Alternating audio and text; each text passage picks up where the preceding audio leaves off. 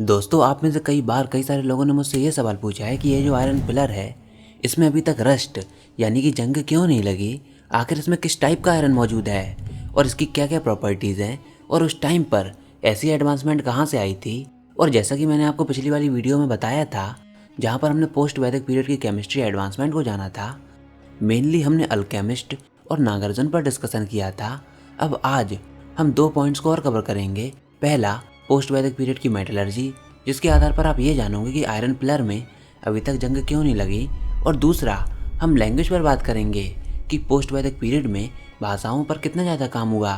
कई बार आप सुनते हो कि दुनिया की सबसे पुरानी लैंग्वेज संस्कृत है, लेकिन क्या वाकई में ऐसा था? आज हम इसके बारे में भी जानेंगे। साथ ही साथ हम उस देवनागरी स्क्रिप्ट को भी जानेंगे जिसको आज भी दुनिया की सबसे साइंटिफिक ऑर्डर वाली लैंग्वेज माना जाता है। तो चलिए शुरू करते हैं।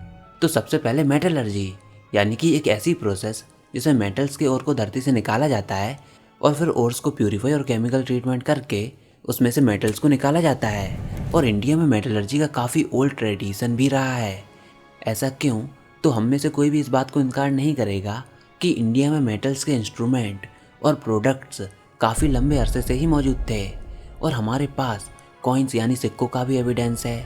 अगर आप इसके बारे में थोड़ा सा सर्च करो तो आपको पता चलेगा कि कॉपर कॉइन्स हुआ करते थे, गोल्ड कॉइन्स हुआ करते थे, सिल्वर कॉइन्स हुआ करते थे। और तक्षशिला में हुई डिस्कवरी ने इस बात को पूरी तरह से क्लियर कर दिया है कि इंडिया में मेटल वर्क काफ़ी अच्छे स्केल पर हुआ करता था और मेटलर्जिकल स्किल काफ़ी हाई लेवल पर पहुंच चुकी थी। तमिलनाडु के एक डिस्ट्रिक्ट तिरुनलवेली की खुदाई करने पर हमको लोहे के कई सारे हथियार और औजार भी मिले हैं, जैसे कि तलवार, भाले, मसाल, ट्राइडेंट्स, हैंगर, बीम्स, रॉड और भी कई सारे टाइप के वेपन्स मिले हैं। और यह सारे वेपन्स लगभग 4th सेंचुरी BC के हैं। ऐसे ही कुछ ऑब्जेक्ट्स हमको तक्षशिला में भी मिले हैं जो कि लगभग 3rd सेंचुरी BC से 5th सेंचुरी AD के होंगे। कुछ बुक्स में हमको एक प्रोसेस बताई गई है जिसको कहते हैं किलिंग ऑफ मेटल। एक्चुअली ये कुछ रिएक्शंस होती हैं जो कि कुछ ऐसे सब्सटेंस बना देती हैं जिनकी प्रॉपर्टीज उनके ओरिजिनल मेटल से अलग होती है।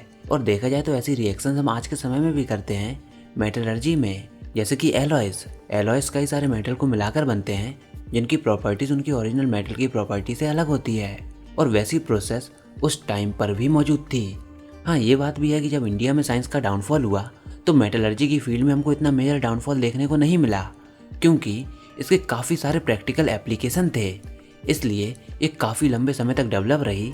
इनफैक्ट कई सारे आर्कियोलॉजिकल साइट्स पर कुछ स्पेसिफिक मेटल का एविडेंस भी मिला है, जैसे कि उनमें से एक काफ़ी फेमस है आयरन पिलर, जो कि दिल्ली में कुतुब मीनार कंपाउंड में मौजूद है।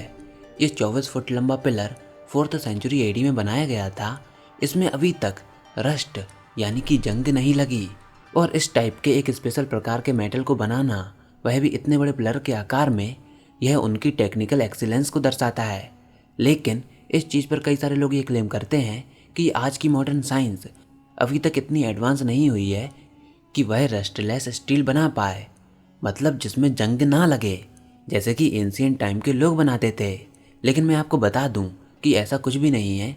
साइंटिस्ट ने इस आयरन पिलर के कंपोजिशन को अच्छी तरह से एग्जामिन किया है और एग्जामिन करने पर यह मालूम पड़ा है कि इस आयरन पिलर में फॉस्फोरस की काफ़ी ज़्यादा क्वांटिटी पाई गई है।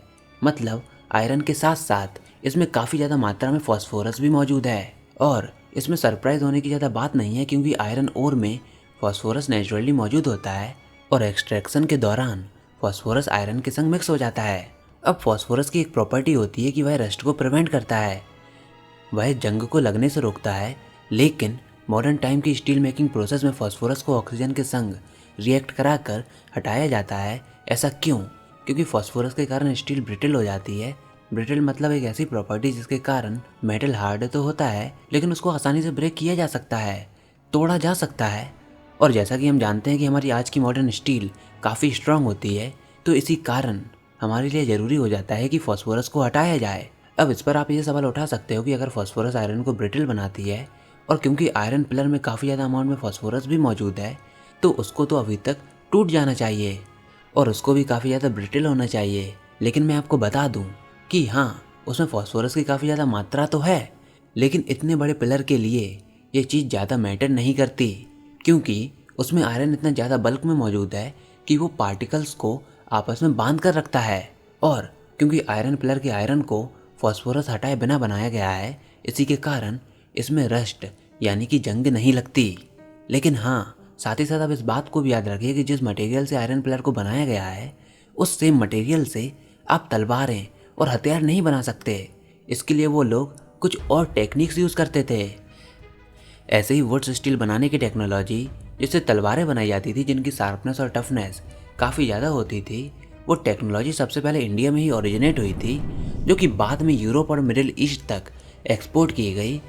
ऐसे ही मेटलर्जी की फील्ड में इंडिया का एक और कंट्रीब्यूशन था जिंक का आइसोलेशन और डिस्टिलेशन। राजस्थान में 5th सेंचुरी BC के टाइम का जिंक और माइनिंग का एविडेंस भी मिला है। डिस्टिलेशन के द्वारा जिंक स्मेल्टिंग का सबसे पुराना confirm evidence 9th century BC का है, वो भी जवाहर राजस्थान में ही मिला है। मतलब उस टाइम पर हमारी मेटलर्जिकल स्किल काफ़ी ज़्यादा एडवांस थी। अब हम लैंग्वेज पर बात करेंगे तो कई सारे लोग ये मानते हैं कि संस्कृत स्पोकन लैंग्वेज नहीं थी, बोले जाने वाली भाषा नहीं थी, बल्कि यह वह भाषा थी जो कि स्पोकन लैंग्वेज यानी कि बोले जाने वाली भाषाएं जैसे कि पाली और प्राकृत के प्यूरिफिकेशन से बनी थी। और ऐसा प्यूरिफिकेशन लैंग्वेज की फील्ड में एक काफ़ी बड़ी अचीवमेंट है। अर्ली स्टेज में जब वेदों को बनाया जा रहा था तो उसमें कोई भी स्टैंडर्ड मौजूद नहीं था और ग्रामर्स के रूल को प्रॉपर्ली एक्सट्रैक्ट करके उस स्टैंडर्ड को अचीव कराया 4th सेंचुरी BC के सबसे ग्रेट ग्रामेरियन पनीनी ने। उन्होंने लैंग्वेज में कुछ ऐसे रूल्स डेवलप किए, कुछ ऐसे सिंटैक्स सामने रखे जिसने संस्कृत ग्रामर की नॉलेज डेवलपमेंट में काफ़ी बड़ा रोल प्ले किया। और उनके इसी कंट्रीब्यूशन के द्वारा संस्कृत को समझना आसान हो गया और पोस्ट पनीनी संस्कृत पूरे सब कॉन्टिनेंट में पढ़े लिखे लोगों के बीच आइडियाज़ को एक्सचेंज करने की एक कॉमन लैंग्वेज बन गई, एक कॉमन मीडियम बन गई। अब उस पीरियड की एक और रिमार्केबल अचीवमेंट थी देवनागरी अल्फ़ाबेट्स को बनाना, एक ऐसी एडवांस स्क्रिप्ट जिसमें सारे व्यंजनों को 5x5 मैट्रिक्स के फॉर्म में अरेंज किया गया है। और अल्फ़ाबेट्स को अरेंज करने का ये हाईली साइंटिफिक वे दुनिया की किसी भी और दूसरी भाषा में मौजूद नहीं है। आप इस देवनागरी स्क्रिप्ट की इमेज को देखिए, इसमें 4th रो से लेकर 12th रो तक 5x5 मैट्रिक्स का अरेंजमेंट है। और ये अरेंजमेंट भी उस बेसिस पर है कि बोलते समय हमारी टंग का कौन सा हिस्सा हमारे मुंह को टच करेगा और कितनी हवा एक्सेल की जाएगी इनको प्रोनाउंस करने में। तो ये जो देवनागरी स्क्रिप्ट की अरेंजमेंट का तरीका है ये काफ़ी साइंटिफिक है। व्यंजनों को 5x5 मैट्रिक्स में काफ़ी साइंटिफिक ऑर्डर में अरेंज किया गया है, जो कि अपने आप में एक काफ़ी बड़ी साइंटिफिक अचीवमेंट है। तो फिलहाल आप बताइए कि आपको इसके बारे में क्या लगता है। आई होप आपको यह वीडियो ज़रूर पसंद आई होगी। अगर ऐसा है तो नीचे कमेंट सेक्शन में लिखकर ज़रूर बताइए। साथ ही साथ इस वीडियो को लाइक कीजिए, अपने दोस्तों के साथ शेयर कीजिए। और अगर आपने हमारे चैनल को सब्सक्राइब नहीं किया तो सब्सक्राइब कर लीजिए ताकि आगे आने वाली कोई भी वीडियोज़ और अपडेट्स आपसे मिस ना हो पाएँ।